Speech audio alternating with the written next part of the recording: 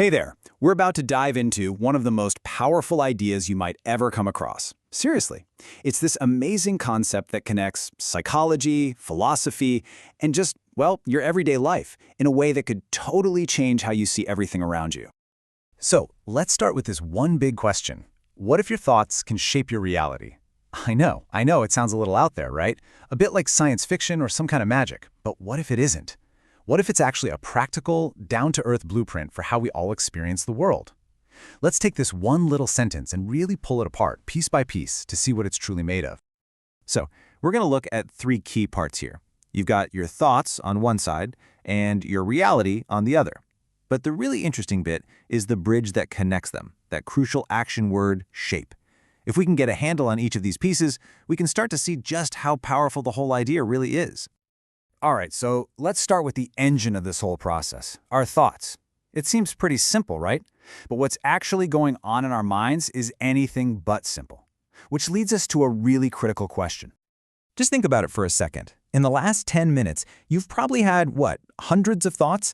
Wondering what to have for dinner, replaying a conversation from yesterday, maybe you've got a song stuck in your head, but do all of those thoughts carry the same weight? Do they all have the same power to actually do anything? The answer, you've probably guessed, is a definite no.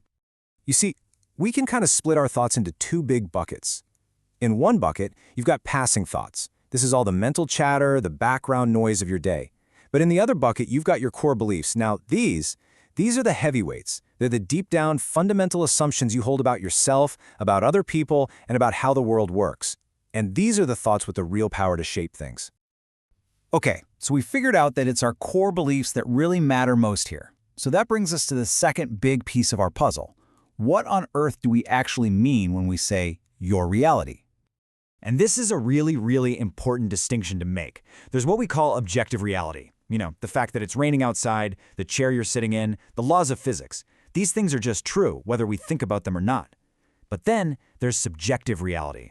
And this is your personal experience of the world.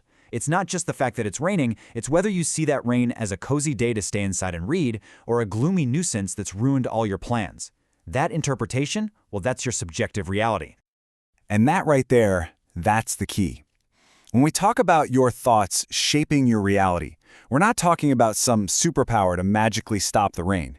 We're talking about shaping your personal experience, your perception, your subjective reality. That is the world where your mind has incredible influence. Okay, so this brings us to the final, and honestly, the most exciting part of this whole thing, the bridge, the how. How does a core belief, something that's just an idea inside your head, actually go on to produce a real result in the world you experience?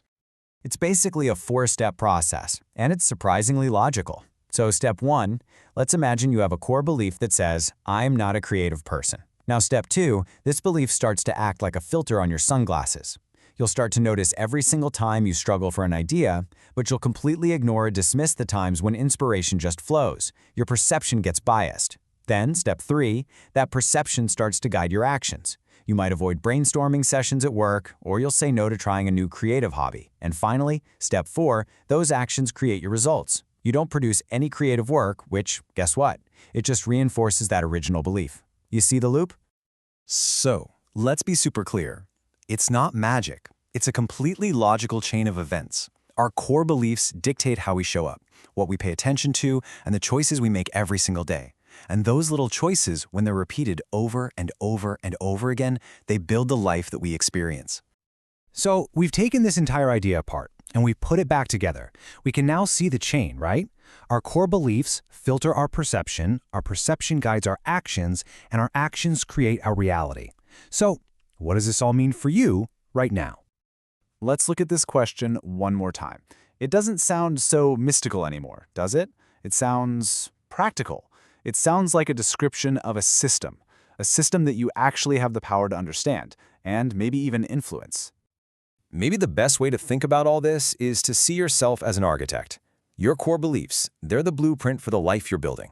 Your perceptions, that's the lens you're using to look at that blueprint. Your actions are the tools, the hammers, the nails, the saws you use every single day. And your subjective reality? Well, that's the finished building. That's the house you actually live in. So, that leaves us with one final, And maybe the most important question of all, if your mind is the architect, and if your beliefs are the blueprint, what kind of reality are you designing right now? And even more importantly, what will you choose to design next?